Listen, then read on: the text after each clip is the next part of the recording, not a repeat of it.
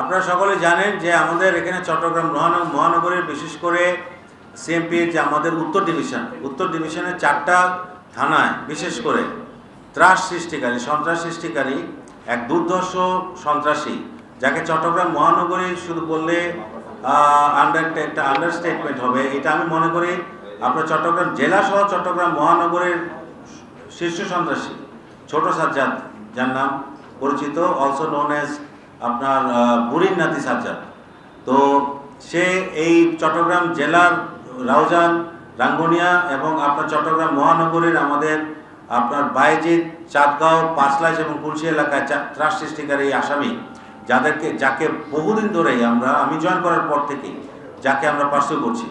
আমি এখানে জয়েন করার আগে অগাস্ট মাসে সে এখানে একটা ডাবল মার্ডারের ঘটনা ঘটে। এটা বাইজিৎ থানার মামলা, বাইজিৎ থানা মামলা। তারপরে আমি জয়েন করার পরে সে এখানে চাঁদগাঁও থানায় আরেকটা হত্যাকাণ্ড করে এবং প্রকাশ্যে অস্ত্র নিয়ে সে তার দলবল সহ সব কয়টা লোক সে সহ অস্ত্রশস্ত্র নিয়ে সে চাঁদাবাজি করতো। বিল্ডিং কনস্ট্রাকশন কোথায় হচ্ছে চাঁদাবাজি হচ্ছে, কোথায় দোকান হচ্ছে চাঁদাবাজি হচ্ছে, শপিং সেন্টারে চাঁদাবাজি করছে এবং জুট ব্যবসা। চট্টগ্রাম যে আমাদের যে গার্মেন্ট ইন্ডাস্ট্রিগুলোতে আছে, যে বাইজিৎ, চাঁদগাঁও, মোহরা কেন্দ্রিক যে আপনার গার্মেন্ট ইন্ডাস্ট্রিগুলো আছে, জুট ব্যবসা, এই পুরা নিয়ন্ত্রণ তার যে গডফাদার, আমাদের কাছে এই পর্যন্ত যে খবর আছে দুবাই প্রবাসী আরেক সাজ্জাদ আছে, বড় সাজ্জাদ, সেও চিটাগংয়ের লোক।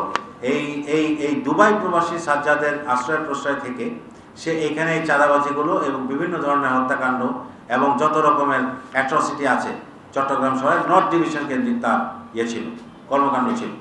তো আমরা বেশ কয়েকবার তাকে গ্রেফতার করার চেষ্টা করেছি। মাঝখানে একবার বাইজিৎ এলাকায় তাকে গ্রেফতার করার অভিযান পরিচালনা করা হয়।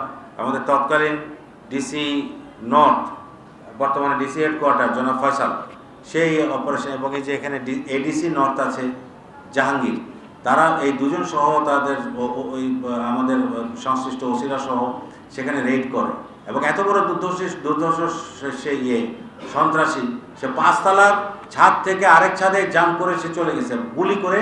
আবার এখানে আবার এক দারোয়ান আহত হয়েছে, আমার যে সোর্স ছিল সেও আহত হয়েছে। এই ধরনের সন্ত্রাসী।